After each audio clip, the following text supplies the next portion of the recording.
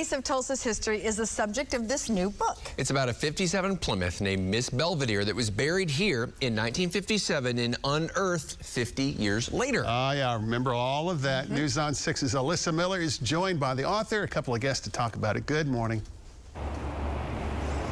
Good morning. Yeah, so as Alan said, many of you that are from Tulsa or have been living here for a while, you may remember that unearthing back in 2007. That's kind of where Sanford Miles heard about this unearthing in Tulsa, and he got inspired to write this book. So tell me a little bit about you coming from New York to Oklahoma. Why'd you do that?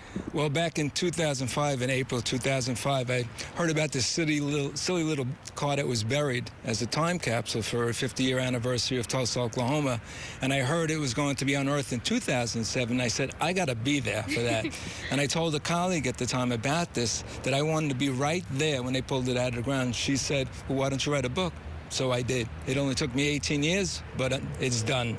So this is based on the true story of burying a Plymouth Belvedere, but there's a little bit of fiction to it. So give me just a little tidbit about your book. It's a historical novel. This car was supposed to be purchased. It was 10 minutes away being purchased at Wilkinson's DeSoto Plymouth, which is over on Boulder Avenue, maybe a mile from here in 1957.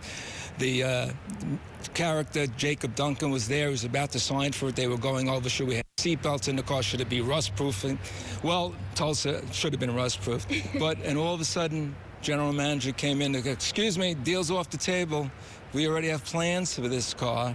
And Jacob Duncan was beside himself. And for the next 50 years, he basically pined over this car.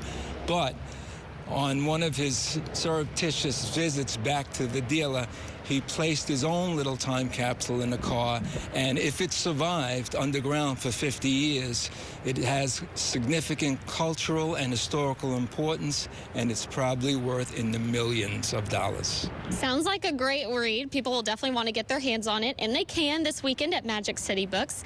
And let's go back to 1957 now. We're going to bring in another author, Cheryl Forrest, and you're actually from Tulsa, but you have another connection to this car. Tell me about it. I was 4 years old, and my father took us to see the burial of a car, and he was holding me, and someone connected with the car motioned to him to bring me forward. He did, and I was placed on the car, and now it's kind of a famous photograph. And yes. I remember that day very clearly. Yes, it's very iconic. She's the one on the right in this picture that we're showing you now. And you wrote a book about, you know, your experience that day, but also just in life. Tell me a little bit about your book. Well, it starts off with the burial of the car and what I remember. And growing up in Tulsa is actually a big part of it. My life in Tulsa Ballet and friends that I met studying French abroad eventually came to see me here in Tulsa for an extended stay.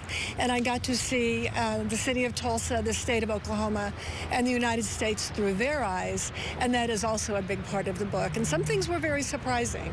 I love that, and it's just so cool to hear from you both. You both had different experiences, and so let's just get a quick look at this car. It is absolutely beautiful. This is not the Miss Belvedere. We're calling it Mr. Belvedere because it's an exact replica, right, Sanford? That's correct.